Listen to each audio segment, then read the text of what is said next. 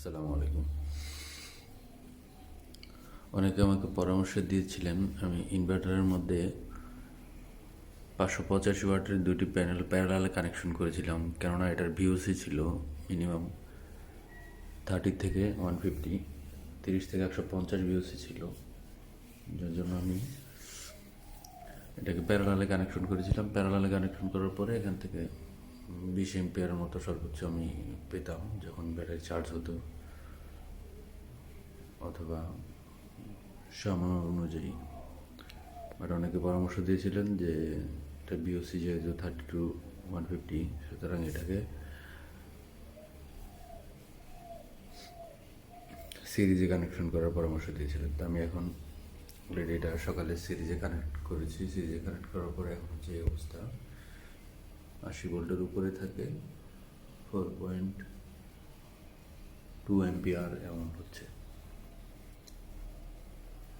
এখনকার আবহাওয়া। এখনো রৌদ্র হয়নি, আসেনি রৌদ্র।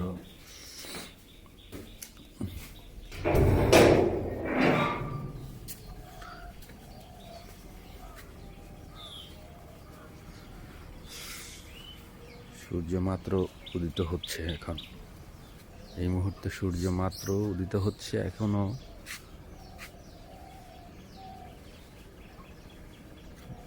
সূর্যের তাপ বলা যাবে না, শুধু আলোটা আসতেছে এমন কিছু। দেখছি আমাদের এই যে প্যানেল,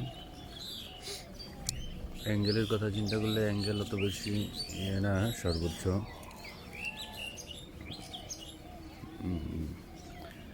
যে অ্যাঙ্গেলে দেওয়ার প্রয়োজন ছিল ওই অ্যাঙ্গেলে আমি স্থাপন করতে পারিনি সোলার প্যানেলগুলো। আপাতত আমি যতটুকু পেরেছি নিজেই নিজের কাজগুলো করেছিলাম, যার জন্য যতটুকু পেরেছি অতটুকুই করেছি।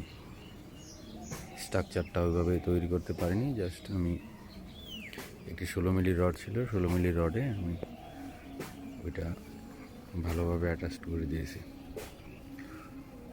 দেখি সূর্যের আলোর তীব্রতা বাড়ার সাথে সাথে কতটুকু এম্পিয়ার পাচ্ছি, ওটা দেখে পুনরায় আবার আরেকটি ভিডিওতে আমি বলছি, জানাতে চেষ্টা করব পরবর্তী ভিডিওতে যে পর্যাপ্ত পরিমাণ আলো এবং সূর্যের তাপ যখন থাকবে তখন কেমন অ্যাম্পিয়ার প্রডিউস হচ্ছে এটা থেকে। ধন্যবাদ সবাইকে।